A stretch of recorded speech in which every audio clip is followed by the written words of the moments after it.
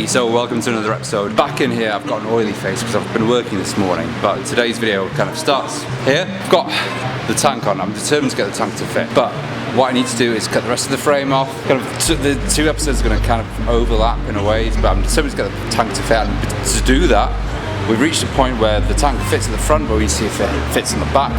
To do that, we need to cut the rear off. That hump, well, not the hump.